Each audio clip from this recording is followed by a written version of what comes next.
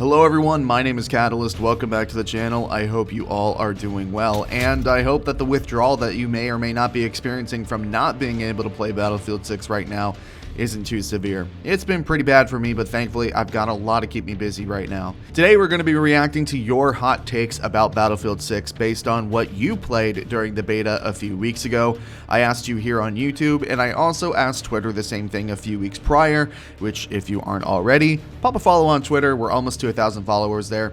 Obviously this goes without saying, but let's keep it respectful. This is meant to be conversational and constructive. I don't feel like I picked comments that were too insane, but I expect you all to be on your best behavior. We'll throw up some gameplay in the background and we'll be on our way. Okay, I want to start with this comment from a longtime subscriber in Danilo who says, a BR mode will be cool, I just don't want it to dominate the conversation regarding Battlefield. Now, that isn't really a take or a hot take, more so than it is a personal statement that I agree with, but I do want to talk about it because it's pretty topical at the moment. There have been a massive amount of leaks on social media with what looks like an extremely old build of Battlefield 6's Battle Royale, which has been all but confirmed, but just hasn't been officially announced yet. I am more than happy to have a Battle Royale mode in Battlefield, and I think that objectively, adding one to Battlefield 6 is a good move, as long as it doesn't detract resources from the main game. And from the main game that I played during the beta, it does not appear like that is the case, but obviously there's a couple months to go before we get our hands on the final thing.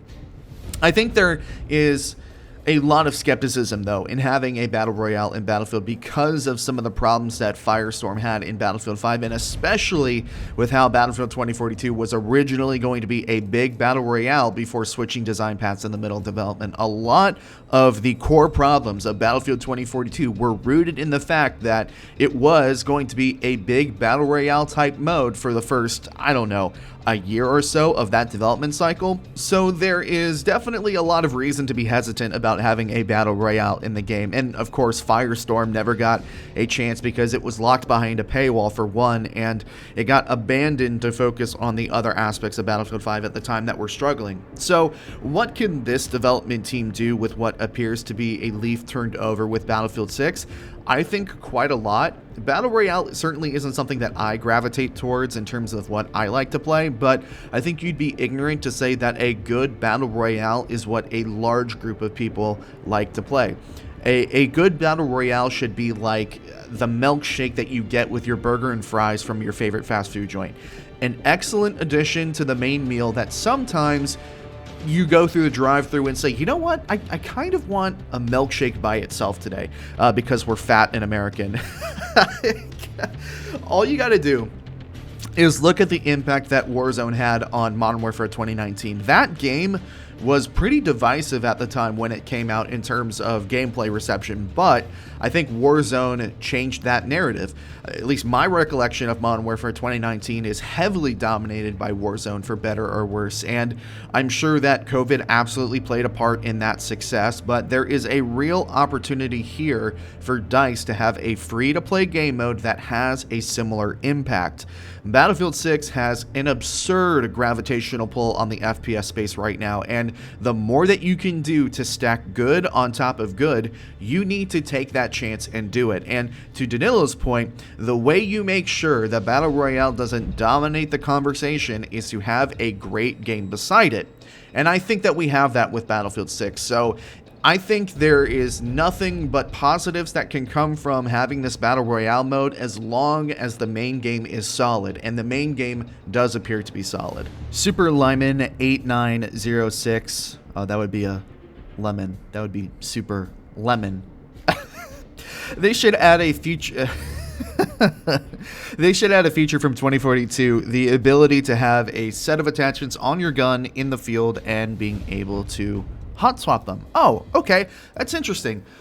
Thanks for leaving that comment. So my stance on the Plus system is that it was fine in 2042, but I didn't want to see it back in future games because of primarily how it made ammunition completely irrelevant as a resource, and among other things, I just prefer game design that makes you make a choice and then stick with that choice. It allows for greater player expression that way, I guess, for lack of a better term. But, you know, there is a part of me that goes, maybe the Plus system would work better in Battlefield 6 than it would have in Battlefield 2042. Like I could see a world where it fits better because the gameplay is slower. Like, there is more reason to have and use different weapon sights in this game, whereas I feel like the biggest use of the plus system in 2042 was ammo, underbarrel attachments, and occasionally silencers. And frankly, the pace of Battlefield 2042 got to be so quick, at least with my playstyle, that I pretty much had my main class loadout the way that I liked it and would not have any reason to use the plus system all that much unless I was running out of ammo. So it could work in Battlefield 6. I'd be interested to know if they thought about trying it, but ultimately I think the plus system is kind of gimmicky. It has too many downsides, and I think it deserves to stay in the past with 2042. Dubfire33 says, unlocked weapons are the future. Embrace it. Wow. Okay, my guy, put it on the table, why don't ya? He wasn't the only one. I think No Miz said something very similar to that. Maybe not quite as abrasive. This is obviously pretty divisive. It's a huge topic in this community, but I don't think it really matters. And that goes in either direction, whether you massively prefer open weapons or you massively prefer closed weapons. I did come away preferring closed weapons after the beta, but I think the much bigger issue is how DICE have chosen to balance classes in Battlefield 6, which I'm sure we'll talk about this later at some point. Whenever somebody says something to the effect of, well, it doesn't feel like Battlefield if it's not done this way, that's a big red flag to me that you're talking out of your ass. Wait a minute, this is the same guy that wrote that Battlefield 2042 was really good. Yeah. Anyways, moving on. What makes Battlefield Battlefield, in my opinion, is classes, destruction, and the three pillars of combined arms and how they interact with one another. Weapons will be there no matter how you slice the pie. This is a first-person shooter game. The weapons will be there. So what most people are actually talking about when they talk about where the weapons are and how they're used is class identity. And class identity, to me, is determined by your gadgets, not your guns. And if you are of the opinion that the weapons impact the play of the classes, you're overthinking it. I'm sorry, but you are. Metas will form whether the guns are locked to classes or not, especially if there are universal weapon types, and the universal weapons like the carbines, like the M4, which in the beta was arguably the best weapon, the metas are going to form themselves. The key lies in having well-balanced and nuanced classes. I would not go as far to say that open weapons are the future, like Dubfire did, but I don't think we need to have closed weapons either in order for it to be a good Battlefield game. There are multiple ways to make a good Battlefield game, and I don't think that this particular aspect matters as much as having well-balanced classes. OneFaith8 says the vehicle infantry balance in the beta was perfect. Now, I'm curious, and Faith, if you happen to watch this video, leave a comment and let me know, but I'm curious to know from which perspective you're saying this from, the vehicle player's perspective or the infantry player's perspective.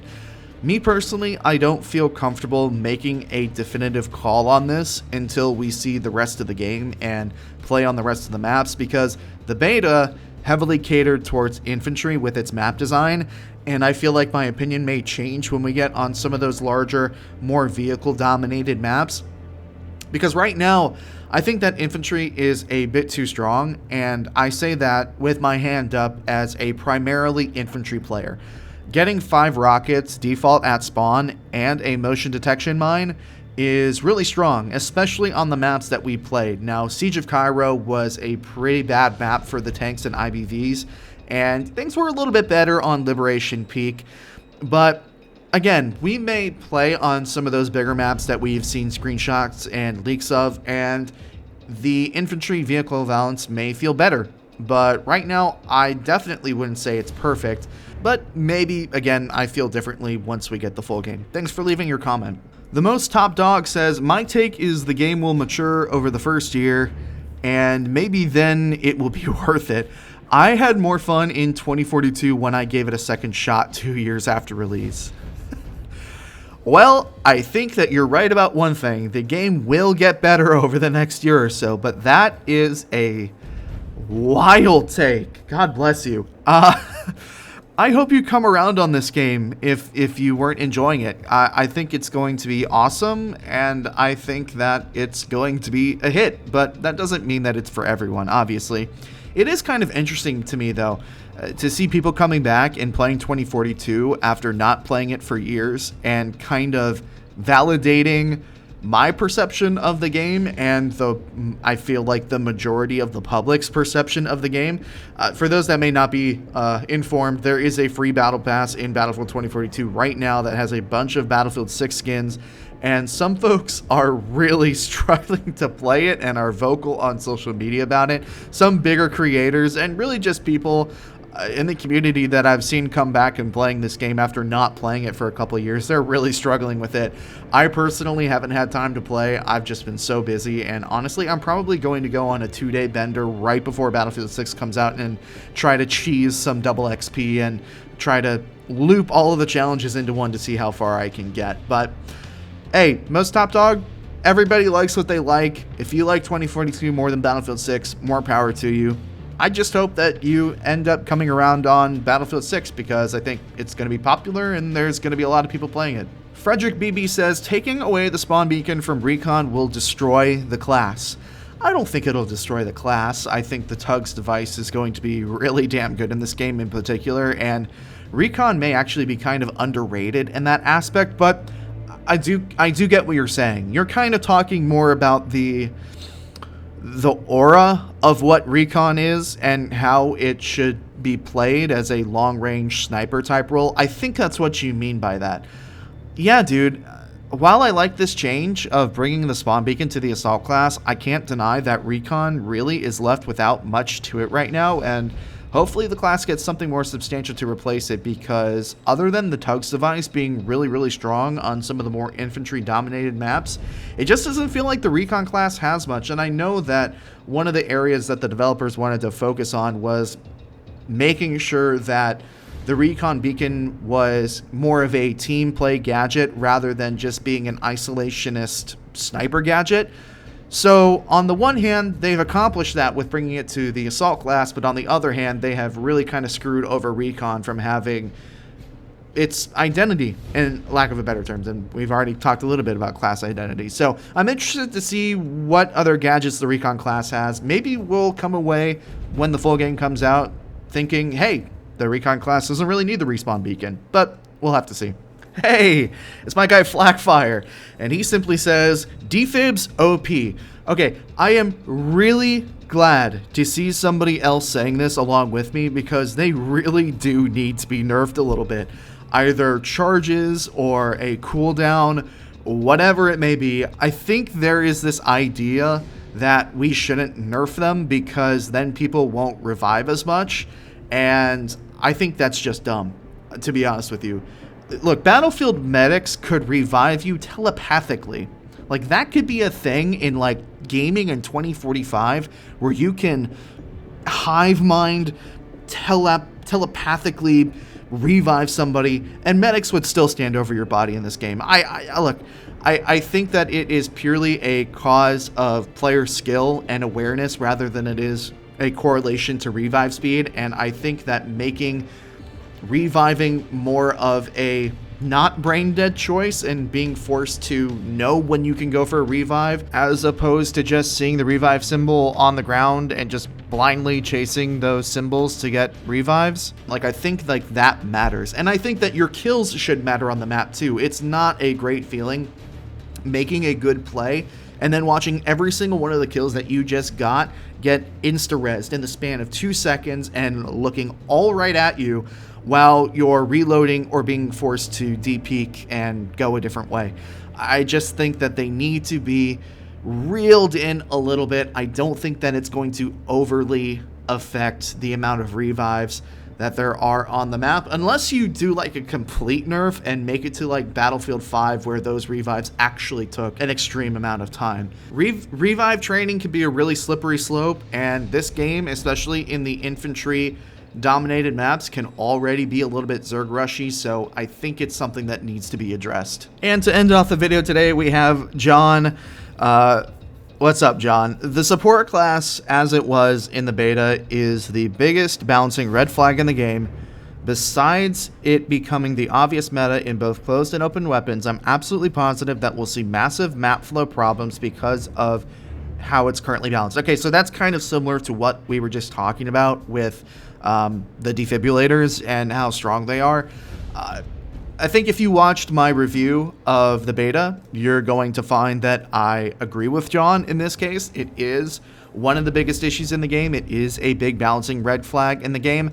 And as we talked about in that review video, and because we talked about it in the review video, I'm not going to rehash too much here, but DICE have really dug themselves into a corner here, or backed themselves into a corner, I guess is the proper way to say that. They've really backed themselves into a corner because whatever class is going to have health on it is going to be inherently strong. That's kind of just the way that it is. That's how players operate. There's no real getting around that because DICE have tied both ammo and health to the support class. There is no real way to change that without massively hurting the support class while also simultaneously making one of the other classes in the game inherently strong. If you bring that ammo pack, or excuse me, that med pack to Assault that already has the respawn beacon and it already has the weapon sling, Assault is just going to become the best class in the game. I don't know how they're going to fix it.